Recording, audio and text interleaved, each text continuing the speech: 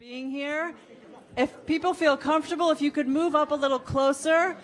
Our nonviolent activists and resistance folks up here, it feels good to have people a little closer to them than so far away. So if you can move up closer, they'd love to have you closer up. And I'm going to hand it over to Oriel Eisner, who's going to moderate our panel for us today. Thank you so much for coming. Good afternoon, everyone. Thank you for joining us. It's great to see you. You can't hear me? Is that better? Okay. Good afternoon, everyone. Thank you for joining us. Welcome to the Opportunities and Challenges for Palestinian Nonviolent Resistance panel. My name is Oriel Eisner. I'm the U.S.-based director of the Center for Jewish Nonviolence.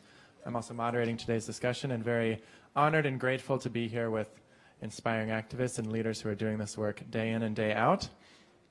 Before we begin, invite everyone to silence your cell phones if you need to, and get ready for the panel to make sure we're not interrupted. Toward the end of the session, I'll ask questions, so save your questions for then. I'll make an announcement about that. Isa, unfortunately, has to leave us early, so I'll remind us, but as we get toward the end of the panel, if you do have questions specifically for Isa, we'll invite those first. And before we begin, I want to invite Jeremy Ben-Ami to say a few words about Sid Topol and the Topol Foundation, who are sponsoring this panel, and invite Sid to say a few words as well. Thank you so much. I wanted to stop by for 1 minute to honor my dear, dear friend and role model, Sid Topol. Sid is the moral compass by which this organization and all that he touches is guided. Sid is a passionate advocate for nonviolence. And there is probably no one in this country who has done more to further the study of nonviolence and to promote its practice. And so it is an honor for J Street to have Sid on our board. It is incredible, Sid, that you are not only sponsoring this panel, but you sponsor so much else in this country and around the world to promote the use of nonviolence, to find human rights and dignity and democracy. It's my honor to turn the microphone over to you to introduce this panel. Thank you, Sid.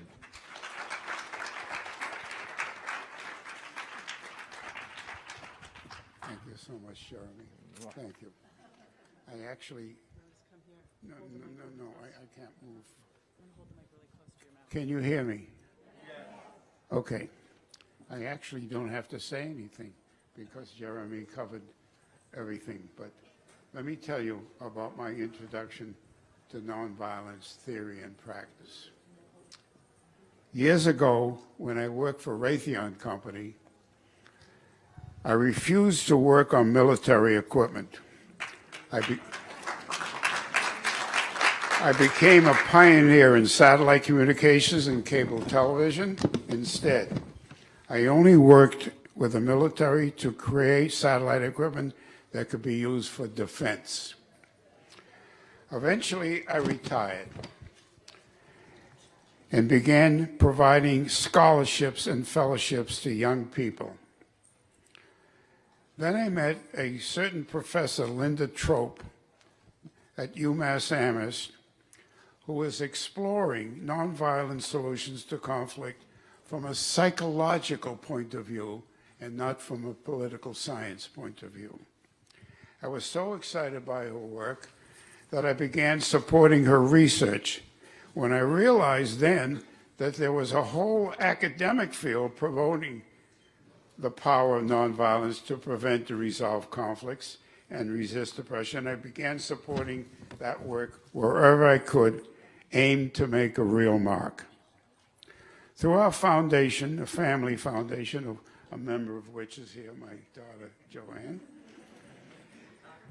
we fund scholarships and fellowships studying and promoting nonviolent solutions at Tufts Fletcher, at Brandeis Hillel, at Harvard Carr Center for Human Rights and the Kennedy School, at the University of Haifa, and my two alma maters, Boston Latin School and UMass Amherst. Over the years, I've come to believe deeply what I think I knew a little bit back and during my time at Raytheon. Most conflicts have no military solution. Most wars resolve nothing in the long run and only make things worse.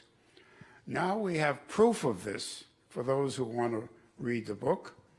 The power of nonviolent resistance has been documented by great scholars like Erica Chenoweth and Maria Stefan, the authors of Why Civil Resistance Works, which meticulously records the significant sustainable success of nonviolent solutions to conflict and the failures of violent attempts to end conflicts.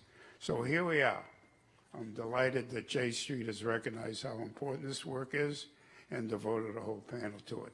I want to thank Oriel, Isa, Sama, and Susan for coming. And I'm so sorry that Suleiman Khatib couldn't be with us. He couldn't get a visa, which is an indication of what the problem is. The work here is directly, our work is directly aligned with J Street's mission to promote peace and diplomacy, and I'm thrilled to help bring some awareness today. Thank you very much.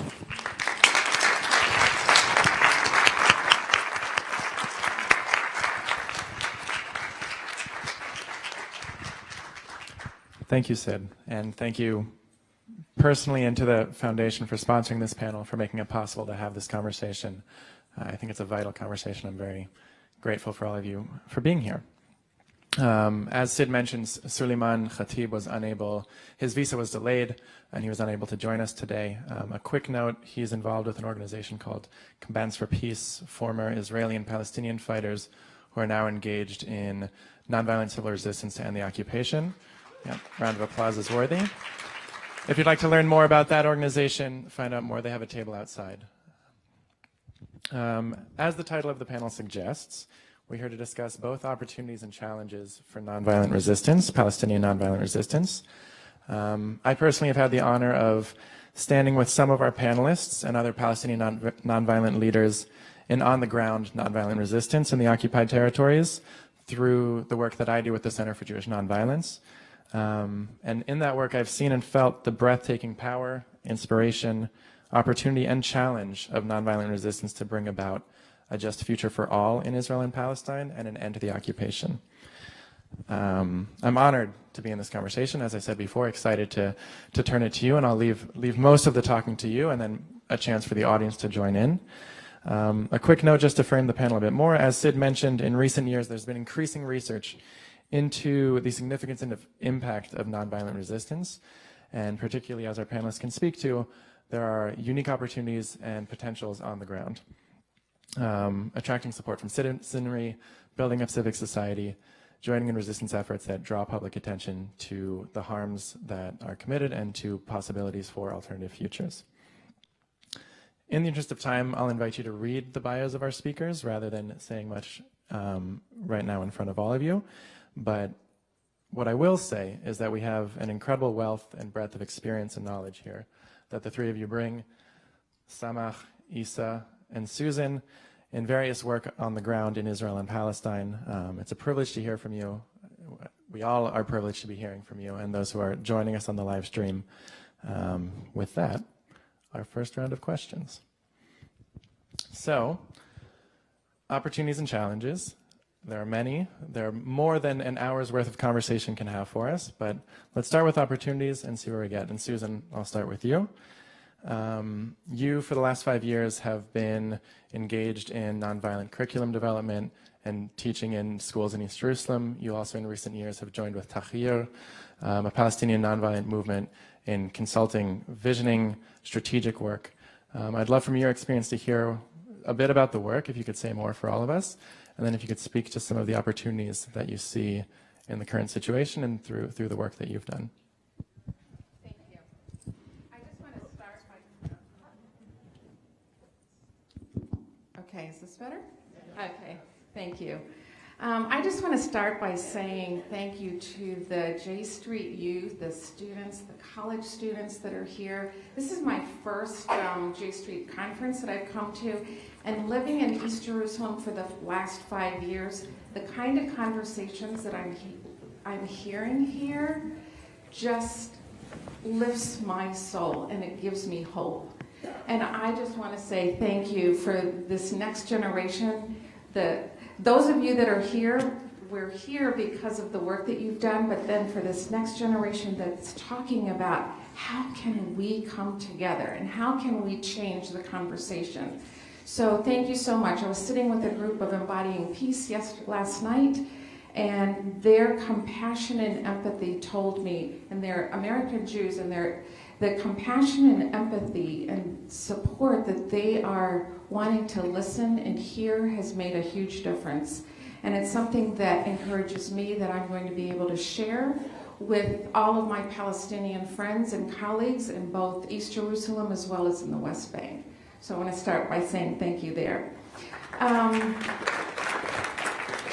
My involvement with Tagir started with at the school that I've been working at for the last 5 years as we were doing a Peace Heroes curriculum, and our students learn about peace heroes from around the world. So they're learning history through the eyes of peace.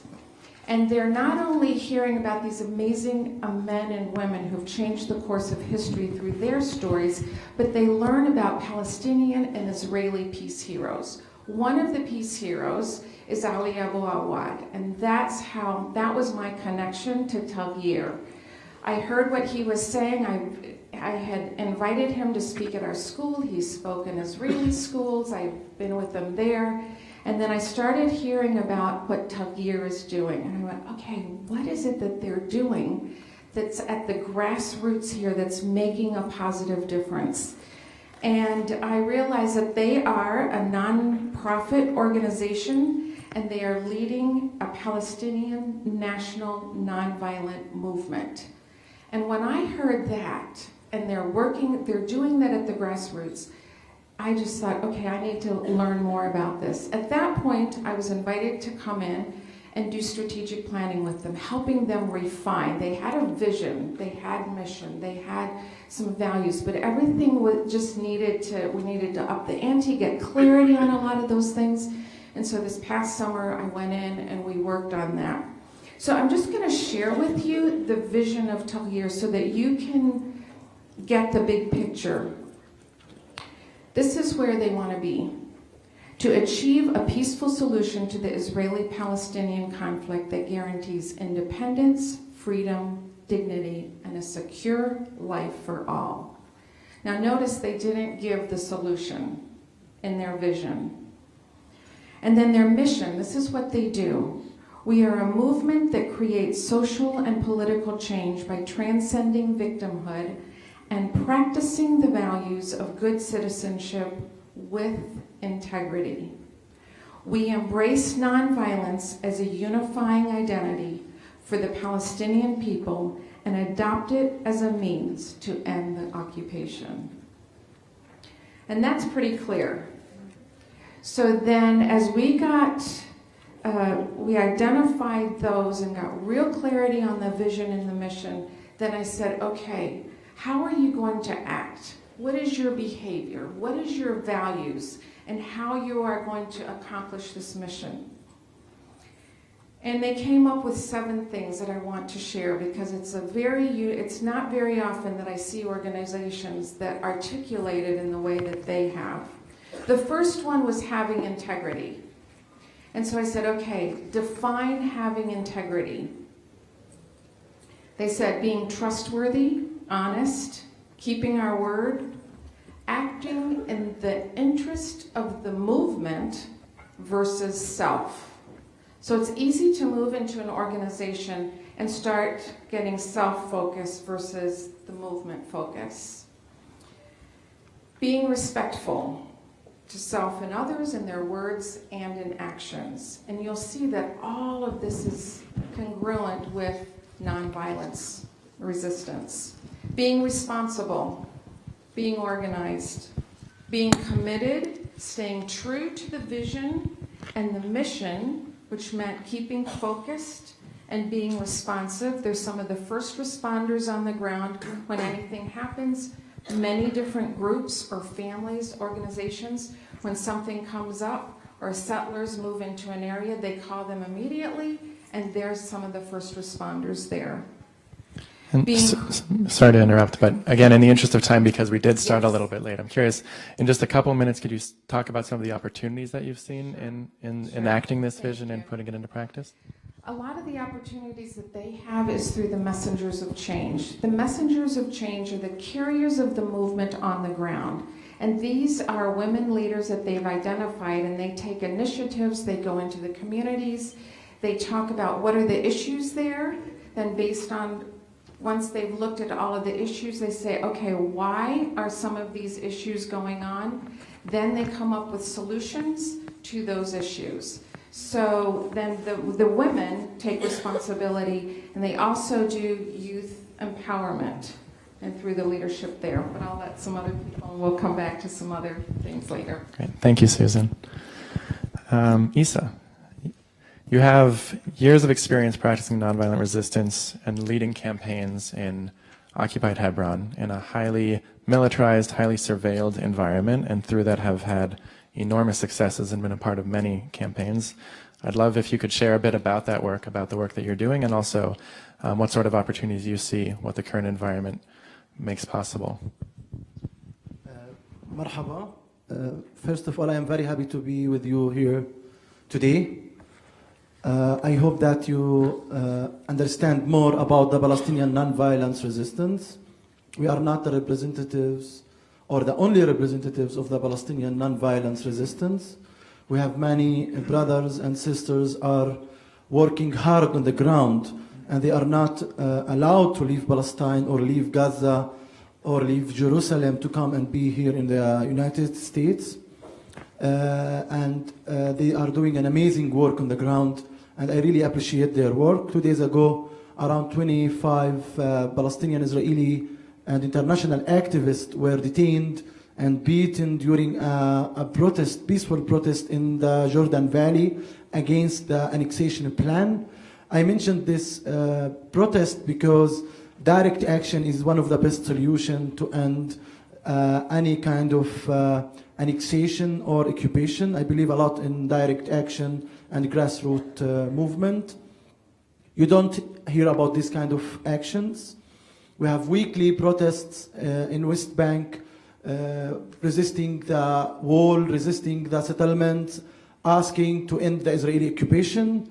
We have weekly protests on the borders of Gaza. I don't know if you know about it or no. The right of return, weekly peaceful protest in Gaza where the Israeli snipers, every week, they injure many Palestinians there, and many Palestinian paramedics, Palestinian journalists were injured or they were killed by the Israeli soldiers. And the right of return marches, you know, I was very happy and moved that we have this kind of marches at the borders to make changes, because staying silent doesn't make any change. You didn't hear about the anti-metal detectors at the Al-Aqsa Mosque protests. Thousands and thousands of the Palestinians were protesting peacefully, praying in the streets, and they were attacked, arrested, ill-treated by the Israeli officials without any real awareness, or the media coverage was almost zero. So one of the main things I do, I try to engage the media to the nonviolence resistance.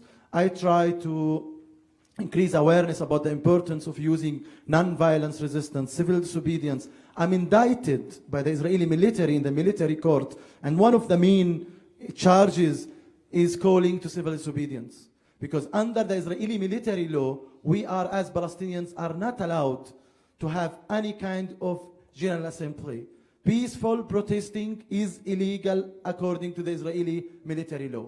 We are not equal with our Israeli partners or with the Israeli settlers who are living in the same area where we live in Hebron, with 22 checkpoints, 100 movement barriers, 1,800 shops closed by the closure policy, 1,000 Palestinian apartments became empty because of the closure policy. We are not equal with the Israeli settlers who are attacking us, who are very violent, who are the follower of Meir Kahane and Kach movement. I was attacked many times physically, this year maybe 8 times, without any kind of accountability for the Israeli settlers who are attacking us. The settlers, they are, you know, they have the privilege for impunity for many reasons. One, because they are under the Israeli military law, under the Israeli civil law, and because there is no law enforcement will from the Israeli right-wing government to make them accountable. This is something very important to address about the Palestinian non-violence resistance challenges. One of the main challenges, arrest, charges. This year I am with you. I'm coming to the end to my ongoing trial since 3 years. I will be convicted for sure because it's a military law. So maybe next year I will be in jail, and I may spend 2 to 3 years in jail for protesting peacefully the occupation. The second thing, which is very important to address, that they target the international activists. Many American Jews were denied from coming to Palestine because their support to the nonviolence resistance, and one of them is Ariel Gold here, and many other, international American Jewish activists. They fear to talk about the occupation. They fear to support us as Palestinian activists.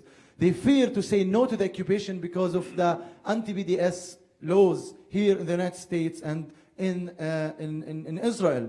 We as Palestinians, we chose the nonviolence resistance, all forms of nonviolence resistance. So we are asking you to support all forms of nonviolence resistance, especially the ones which is making the occupation costly, which is making the occupation more expensive, which is making the Israeli settlements more expensive. We see a lot of money coming from the American community, the American government. $3.8 billion is going to Israel. On the other hand, USAID was closed for the Palestinians. The humanitarian aid was cut, but the military aid to Israel, it's not to Israel, it's to the occupation. So we want J Street to have a real stand, as Bernie Sanders said 1 hour ago, that it must be a conditional fund and donation, and even to change it to be a humanitarian fund to the people in Gaza who don't have any clean water to drink. I think soon it will be all polluted. It's around 90-something%. So a lot of opportunities and challenges, but the main challenge is that we don't have that support and recognition from many American officials, because to have a nonviolence resistance, as what Martin Luther King did in the past, we need a real support from you here and from all over the world, the media, to post our activities, to post our actions, to talk about us, to talk about that we are targeted, that the majority of the Palestinian human rights defenders are arrested, detained, beaten. I get a lot of physical attacks. I get a lot of death threats. I have nightmares. I don't sleep because of the occupation. Because of me, I chose to lose nonviolence resistance. So please be critical about how you support the Palestinian nonviolence resistance. And we say it, we have a lot of Palestinians. Come to Palestine, come to Hebron and see by your eyes what is the occupation. The main enemy of everybody in this room is the occupation. We don't want any other fight with BDS, with or any other groups who are really to the left and they are trying to make changes. We should be all united against the occupation. About opportunities, a lot of opportunities. My first visit to the US was 2011. I was an official guest in the State Department.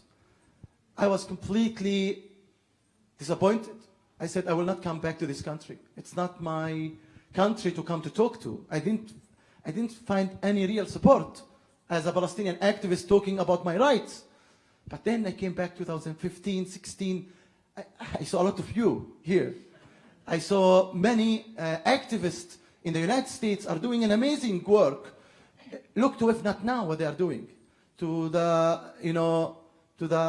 Jewish Center for Nonviolence, what they are doing here, and what they are doing back home. I remember 2016, this is why they started going after me on the court.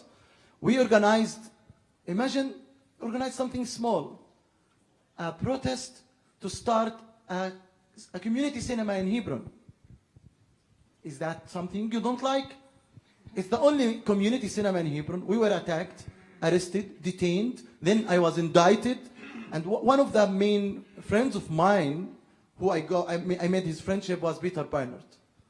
He moved a lot from that time, to see that action happening on the ground and how the occupation, attacked us. So we have a lot of opportunities with you here, with many American people, with many American Jewish activists, and we are winning. They won the elders, with all respect to the elders here, we are winning the new generation. This is where we should work. This is what I am doing in Hebron. I'm working with my community hard to mobilize them to civil disobedience. And my dream is not to end the occupation, by the way. My dream is to have a real Palestinian non-violence movement, which means that we have very strong Palestinian civil society, which means we will move from occupation to democracy and human rights. I don't want to move from occupation to another dictatorships. This is what I want, as Isa.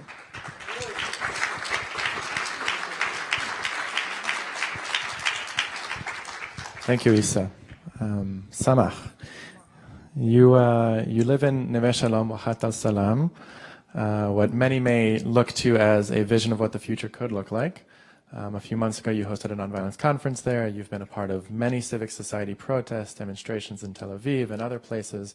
I'm curious if, from your experience, you can speak to, again, share some of what you do, the work that you do in Neve Shalom and other places, and also what opportunities you see for nonviolence today.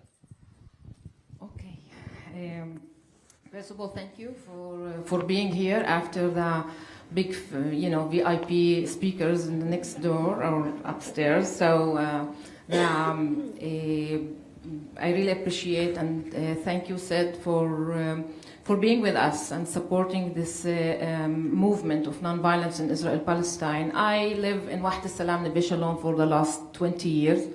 Wahat al-Salam, Neve Shalom is the only intentionally shared society, which means Palestinian and Israeli families choose to leave their original places and kibbutzim and cities, villages, and leave their family, extended family, and for the Palestinians is a big issue, and live with the neighbors, with the others, with the potential enemies. And we, this amazing community exists for the last 40 years. So we are now 70 families. The four families who founded this place became now 70, and we have huge waiting list and for people from both sides who want to apply and come to live with us. That's give me hope and big opportunity that we are not those small, lunatic, crazy people who believe in this model and peace. That means that people believe that they need something different agenda. So I can translate, I can start any debate, and I, for feminist, radical, activist, believe me, I like to debate. And so when we talk about nonviolence and the peace movement in Israel-Palestine, and I really enjoy to answer that when people ask me about if peace possible, like I live this thing for the last 20 years, I know that it is possible, and if you want to know how to do it with non-violence tools, I can be your girl. I will teach you, I will help you. So if you're questioning if it's possible, the answer is yes. If you want really to dare and to be brave and to try different way and to be courage, I will be on board. And I'm not the only person. We have a great partners around the world and inside Israel-Palestine. So why nonviolent action? Why to choose nonviolent way? First of all, you spoke here about the youth and generational issue. Nonviolence is not generational issue. I met here 30 minutes ago a great activist that I didn't met before, and she was arrested at age 83, right? And at the present, because she fight with a non-violent action, the weapon industry here and the non-clear weapon industry here in the U.S.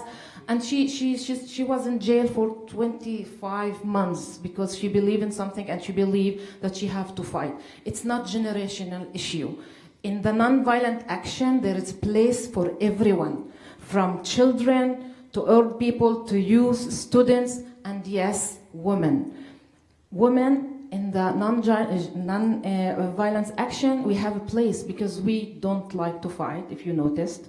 Usually we are the victims of violence against, gender-based violence, which is something that really concerned me in the last 20 years, and I became very active fighting gender-based violence.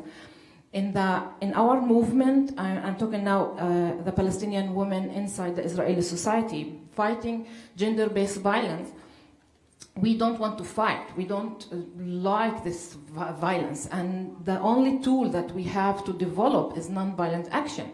So we protest, we speak, we advocate, we organize the victims, and we started to be out there. Our voice has to be heard, and we organize the families, the mothers, and we train them to speak up in Hebrew and in English and in Arabic in the media. So the tools are unlimited, but the belief that you can make change with nonviolence tools, this is very, very important. The third thing that nonviolence action is much cheaper than war. I don't know if you noticed, Israel in the last 70 years did not stop to produce weapons to this world. No weapon factory or has been closed in Israel. The military economics is blooming and it's ongoing, and weapons and arms and tanks and rifles and bullets produce violence in our world, and we have to fight that. And the only way that I know as a feminist, as a peace educator, is the nonviolent action. And the fourth thing that I like about nonviolent action, and speaking about Arab citizens in Israel, is this method and this struggle. It's not only including everyone, including women and youth and old people. It's also confusing the enemy, because they don't know what to do with us. We are non-violent. They can't. You can't find your enemy if you want peace. What they want to say for this cinema and community cinema in Hebron, that you can't see movies anymore. Like we will, sometimes they do, but it can't stand for the long term. You can't fight someone who wrote something in Facebook. Israel put in jail Dareen Tatour. She wrote something on Facebook, and they punished her, tracked her down, and it was really, really forbid anyone to read her words. But she, after a struggle and the nonviolent support movement to support her, she was released from the jail. It's cost money sometimes, it cost energy, it's cost long-term, determination that this is what we are going to do. And sometimes it's being outside and it's cold and raining, and we will be there. But the truth, in the end of that journey, she won. Her freedom of speech won. Now we are campaigning from here, from everywhere, to release Hiba al-Labadi. She was activist, and she visited her family in Jenin, and she's arrested now and she's have a hunger strike for about a month, and she's in real danger. And we saw what's the opportunity for Jewish activists, peace activists, gender and feminist activists to collaborate together to release this young lady that she didn't do anything, against the Israeli army. So nonviolence action is confusing, and the people who believe in power and believe in weapon and believe in violence can't resist. For the long term, we will win. Believe me.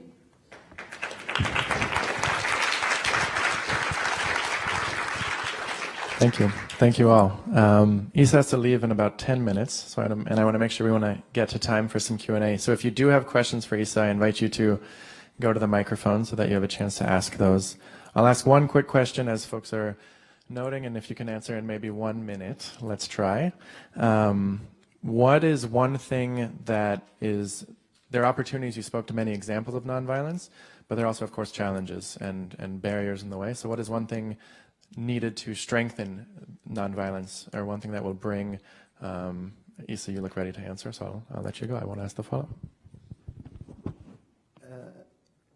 Increase our price as a human rights defender and non-violence activist by recognition and by support here in the United States, because the U.S. has a huge influence on Israel. So please, we want you to recognize us, recognize our right to use peaceful resistance against the Israeli occupation. The question is, what is one thing that is needed to strengthen opportunities for Palestinian nonviolent resistance? I would probably say on the ground, which would be different than here, but on the ground is all of the organizations working together. So there's so many nonprofits, so many organizations that are working towards reconciliation and peace and all of that, but everyone is a silo. I shouldn't say everyone, but many of them are silos. And one of the things that I noticed in the 5 years of living there is everybody's working independently. And I want to say, how can we all bring our resources together? How can we look at this as one united body and work towards this Palestinian nonviolent resistance? I do agree with that, because the nonviolence movement is not a movement. It's initiatives and projects and small organizations here and there who's doing amazing things, but we don't really feel yet the collective impact. Like I think that the next step, and this is what we do in our conference, we gather people who want to learn more about the nonviolence action against the occupation. And 42 organizations signed to that conference. Hundreds of activists came to learn from each other and to learn how to collaborate. This is the next step. So in this conference, we heard a lot about facing the occupation and the peace process and shared society when we talk about the Palestinians inside Israel. But I think that the next step, if this is the need from my point of view, is shared struggles. We have so many things to share. We have so many struggles to share, and we have so many values to fight for. And we can't afford this, small initiative here and there. We have to be, as a collective, a group of people who make, even if it's fake, this atmosphere that we have something to say. That's why as a feminist, for example, I'm really concerned for what's happened to the Haredian women and why they cannot be elected to the Knesset. When we protest as the Palestinians against the national state law, we really wanted to speak in Rabin with the Jewish activists, because this is also putting them in front of that racist, bad bill that the Israeli government voted for. When we face the police here, I don't know if you noticed that, but in the audience when Barak speak, no Arab participant were there because we couldn't participate with the panel with the prime minister, and he is a prime minister, who killed civilians, who killed 13 citizens who were peacefully protesting. So the non-violence action have to be enhanced and pushed to be together, and the next step is to train ourselves and shrink our ego and be together in the shared struggle and be organized. And this is something that's really needed with what's happening in the region regarding Israeli-Palestinian conflict. Thank you. Yeah, turning to our audience, and again, short on time, Issa, I think you have 5 minutes now, so if we can keep the questions concise and direct, that would be wonderful. Thank you. So all through this conference, we've been talking about how the main goal that we all have is that everybody, Palestinian, Jewish, Israelis, live in equality and freedom and dignity. But it seems that I'm hearing that there's two different tracks. One is the one for national independence for the Palestinians, and the other seems to be the fight for what will be civil rights for Palestinians, even within or under the Israeli Authority. And my question is, do you see within the Palestinian community these different tracks? Are these in opposition to each other? And what do you think of those suggestions that because of the two-state solution seems to be so difficult that for 70 years we cannot do it, that the Palestinians should focus more on the civil rights approach within the current authorities? Okay.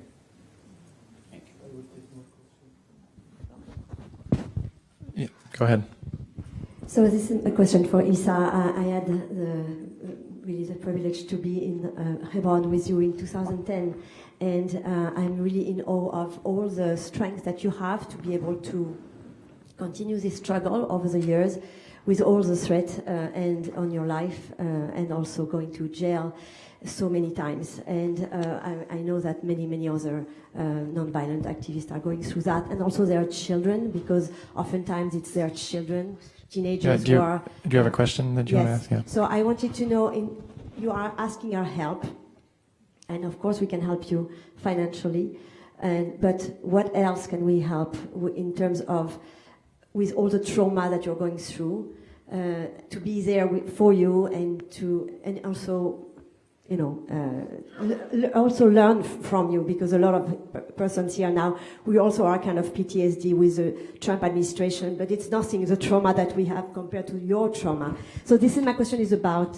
healing trauma, and how we can help. Do you want to take one more? I don't know if they want to ask me questions, because I will answer until. Yeah, so maybe answer these two and we'll see where we're at with time. So, if anybody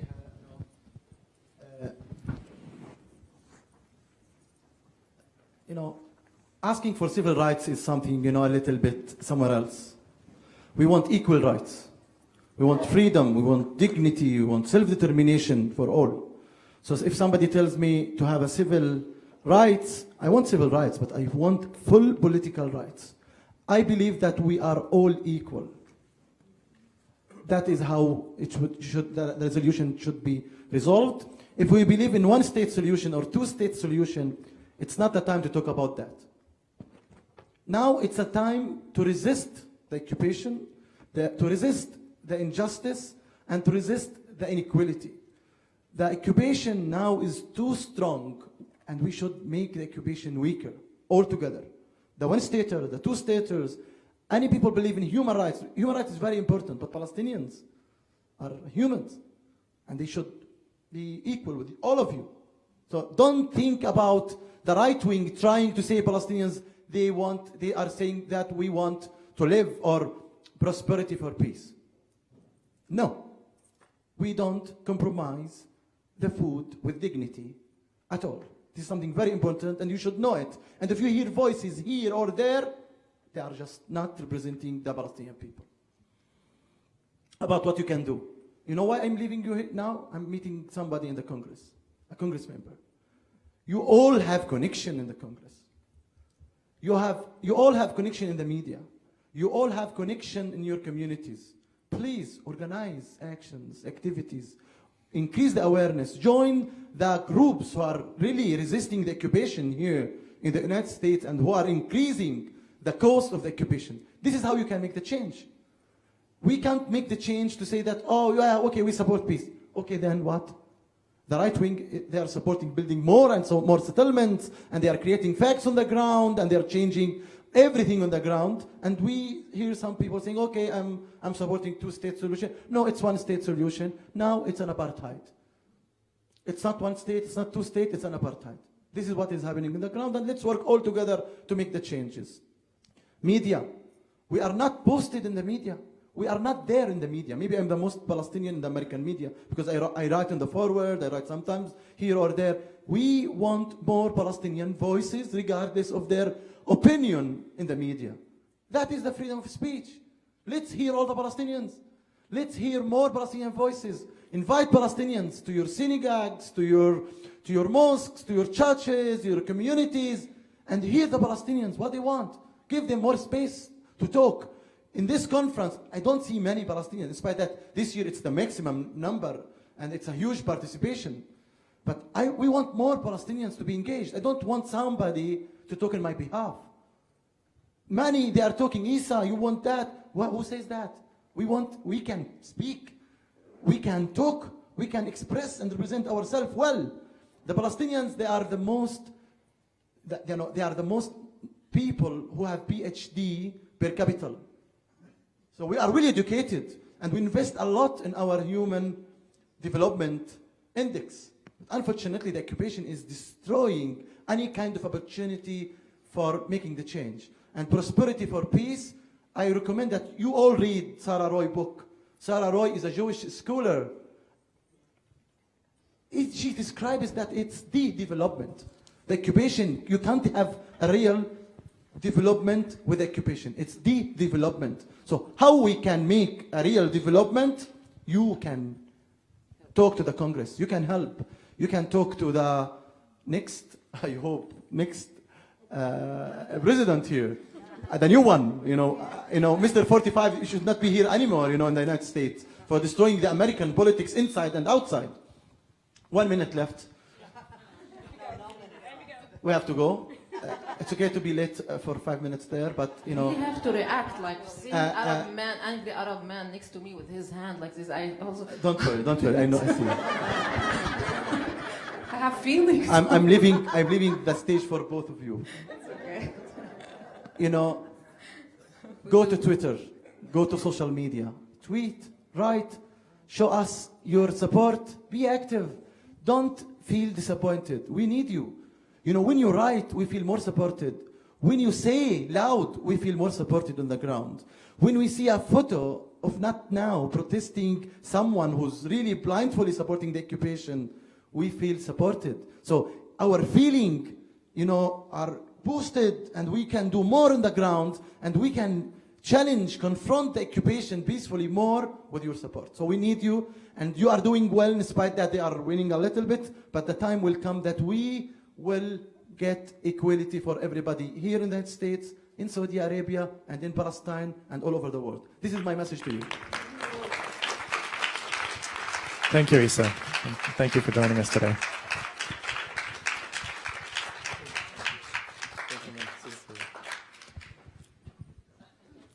Samah and Susan, would you like to also answer those questions? You should take a few questions, because, and I would be happy if you, introduce yourself. Can I just add one more thing to what he said in terms of things that you can do here on the ground? One of the things that I would do is, and I have done this, is have smaller meetings in your home. Invite your friends to come and share a movie, tell a story, and create a conversation around the Israeli-Palestinian conflict. And just say, let's talk about what's going on in the world.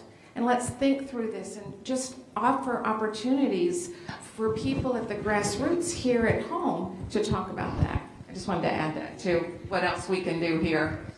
Thank you. Go ahead. First time I ever changed my clothes to ask a question. Isa? Follow me in social media, and I can answer all of you. Yeah, no. Just glad to see him.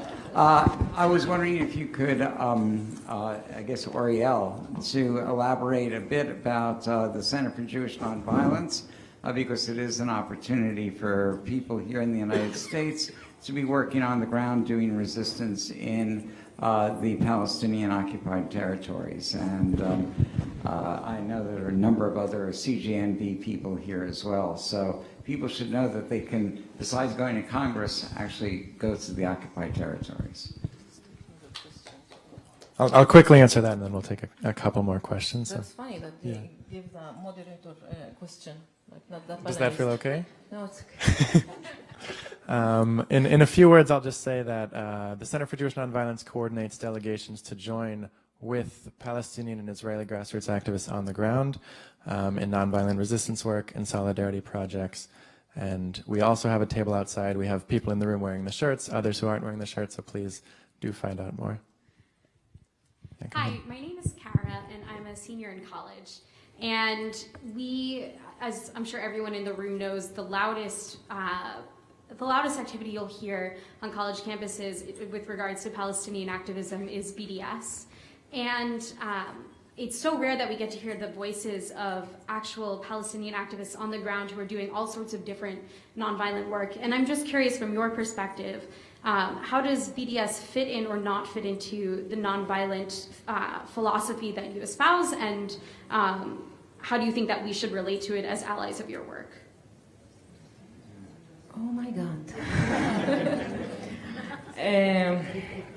Well, you're targeting this question in very painful time. You know, in J Street this year there are around 25 Palestinian speakers, and I'm one of them. And I'm not affiliated with any political party or political movement, and I'm just, you know, peace educator, feminist who have, you know, big mouth and speak a lot. And the BDS movement, the Arab BDS movement, I have to say, because we researched that, have posted this statement about us. So I suddenly found myself with this blacklist of 25 Palestinian speakers who are attending J Street this year. And this is my first time facing, you know, on my, you know, body, and feel this pain, you know. And I know what I'm doing here. I know that with any stage, with any audience, I will send the same message that I believe in. I'm not afraid of what's happening and with the BDS, and we choose as a group to react after the conference, you know. And people wait for this opportunity to attack people who want to speak up, or to send different messages, and to be heard in Arabic, in English, in Hebrew. And I wondered, for the BDS, I am as Samah. I live in Neve Shalom Wahd Salam. So my neighbors are Jewish. I am a Palestinian that have extended family in refugee camps in Syria, and they became refugees again because of the civil war in Syria, in Germany and Holland and Sweden. And believe me, I know what is the Palestinian pain look like, and what price we paid for the Israeli occupation. And, you know, but I choose to act and to be there and to send this message of peace. And I sometimes, you know, when we speak against the BDS, or sometimes, and there is definitely lots of things that I respect about the BDS. For example, we as a community, we don't interact or host or support, of course, or buy anything related to the settlements. We are very aware political community, and we encourage people to consume, you know, wisely everything related to the economy of the settlements with the regulations of the BDS. I am with that. But when someone come to my Facebook page and ask me to cancel my participation in this panel or in this conference, this is my freedom of speech that I want you and I want myself to advocate for. And I want to be heard. I can't be you know, silent anymore. And I know that, you know, the incitement and the passionate BDS supporters can, you know, in some small battles can win. And I do admire a lot of achievements of the BDS movement. But with the Palestinians inside Israel, I think we have to act differently. And this is something that you should be aware of, you know. And I think that every activist, Jewish or Palestinian, American or Israeli, have the right to choose his way of resilience or resistance or you know, or speaking, against the occupation. So this is really painful moment for us all. I think that I won't regret that I didn't cancel my participation. I think that the price that might be paid, in my political future, I have to face that. I think that every activist or, or professional or human, who speak up or choose his choices or make his choices, if this is the price that I have to pay, I will be there. I have to deal with my choices. In J Street this year, I choose to be here on this stage, and I believe that, when I end this panel and leave this room, I will have followers, partners, supporters from the United States of America.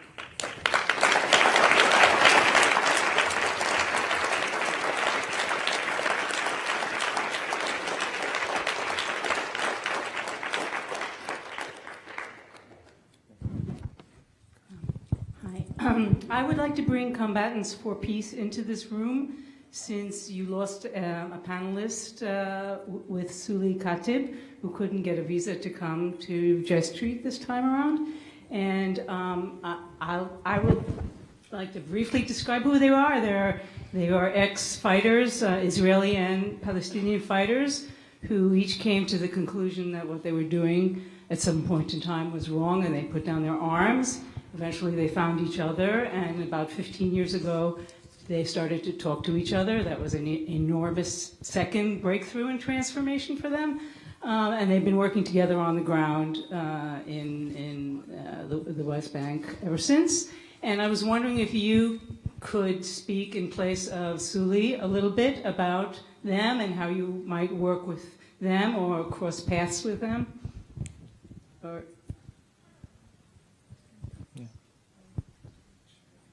Susan, have you crossed paths with them? Or?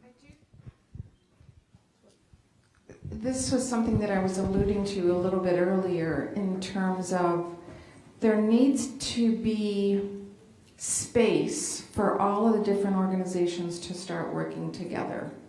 And that's where the synergy is going to happen. And this is where, in every one of these nonprofits or organizations that are working towards peace and reconciliation and nonviolence, everyone has their own value and vision, but we're all going to have to change in order to come together and create change.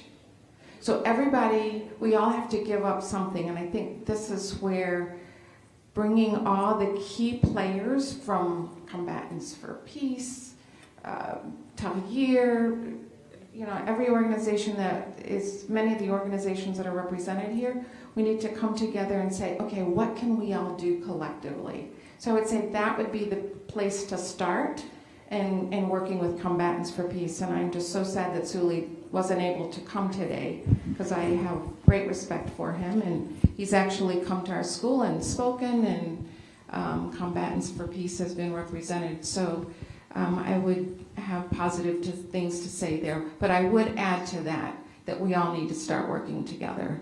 I hope you take up that mantle and lead the way. Thank That'd you. be great.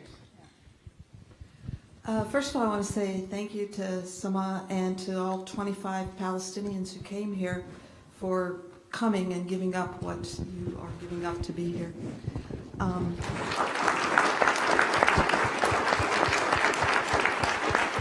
Thank you. So my name is Susan, and I do some Middle East peace activist work in this country.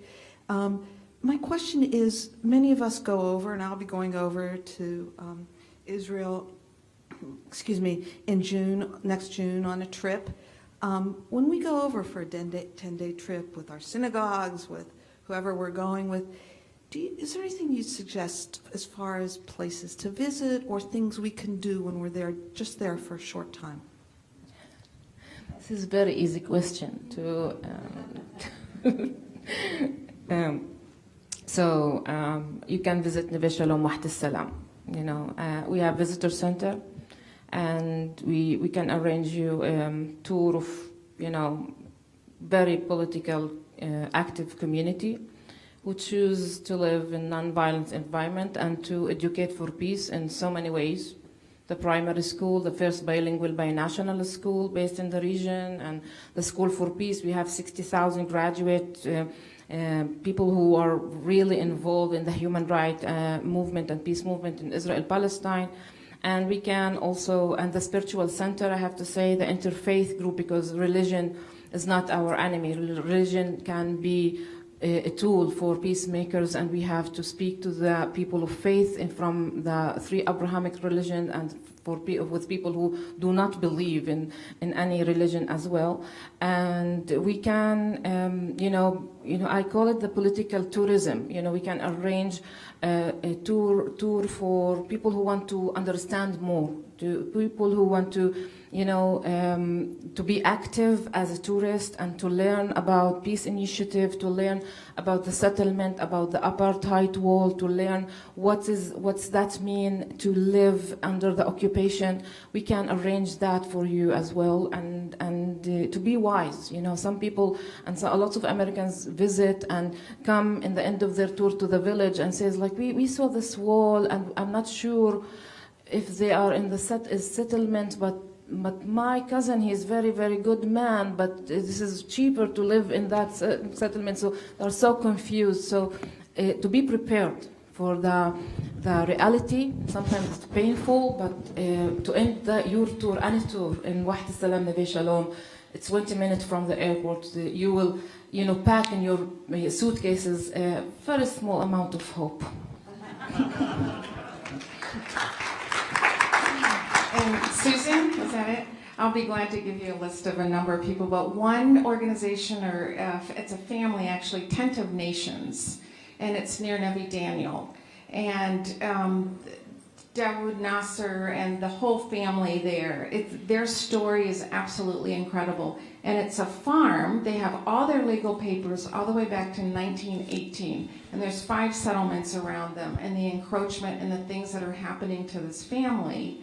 And they have this big, huge rock that says, "We refuse to be enemies." And they have stories that will melt your heart. So Tent of Nations would be one of many. Breaking the silence, tour, after the women initiatives as well. So there's lots of amazing things happening, and if you eat, just eat good with Palestinian food. So that's all right. I'll affirm that. Hi, my name is Rachel, and I'm an activist with If Not Now and Open Hillel, and which works for pluralistic Jewish spaces on college campuses. And I wanted to ask a little further question about the BDS conversation. So I'm really sorry that you faced censorship with people not wanting you to come to this conference because of the BDS movement. I also want to name that a lot of censorship in the Jewish community is from the other side of the red line that exists from, which is one of the reasons that I think many Palestinian activists aren't able to speak haven't been seen at this conference, because when Palestinians support, boycott, divest, and sanction, many of them aren't allowed to speak, or on college campuses, they can't speak at Hillel's, which censors many people and many perspectives of learning about the conflict. So I was wondering if you have suggestions for how the Jewish community can push further into learning about the occupation when these red lines exist that prevent us from being able to critique Israel, and how to advance solidarity work with Palestinians. I don't believe in red lines. The only line that I know maybe on the ground is the green line, who separate the occupation territories from the state of Israel. So if someone put a green line or red line for your activism and your ideology and your events, challenge that. As a woman, as a student, as activist who want to ask questions. Believe me, if we believe in red lines, we won't be here. So I would challenge that. Myself, I was in Hillel Project 2 days ago in Stanford. So we speak, and if you you will always find partners who can meet you and listen to each other. And you know, there is no black and white here. You know, you will always find people to listen to and to be, you know, to teach you or to educate themselves and you with this dialogue, you know, between each other. So never give up. And I know if the BDS movement don't allow you to, you know, to bring people to speak to Hillel students, you will find another people. My you know, idea or suggestion to you is to hear more than one voice. Like what Isa was trying to say, like I can't meet Jewish guy in Times Squares and say this is the Jewish people, right? It's the same thing with the Palestinians. You will find different voices, and this is normal. The diversity between the Palestinians is normal. To have to be accepted and respected.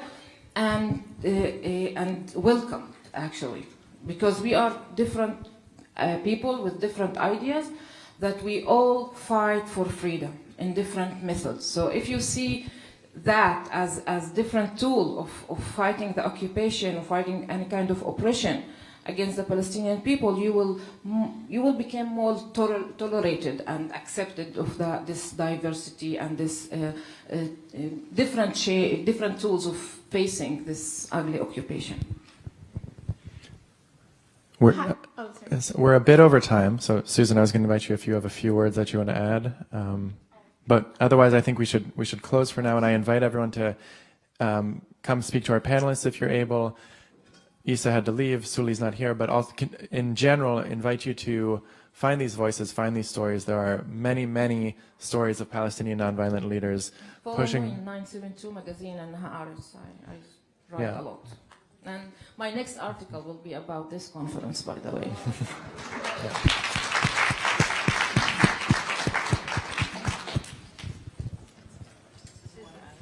Yeah. If there's one thing you want to add, but I think, and then we'll close. Okay. So I just wanted to say, you know, a comment that Ali will often say is we are not about being pro-Israel, pro-Palestine, but much more pro-solution.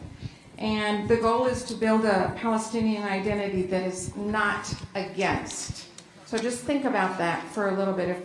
If we all grew up in a society where we are against, what happens? We lose our identity. And I'm just going to close with one of the things that the Tahrir team has shared with me. So I said to them, what is one thing that you would want me to communicate for you? Because they could not be here. They could not get visas. So they had asked me if I would represent them. So I joyfully said yes. So the visas are still in. Okay. The ongoing injustices we experience have yet to be resolved or healed, and we know that nonviolence cannot ease our pain and anger. Instead, we channel them into positive actions that serve the common good and build trust with one another. We have a lot of anger at our disposal, but we refuse to hate anyone. We withdraw our cooperation from the paradigm of hate.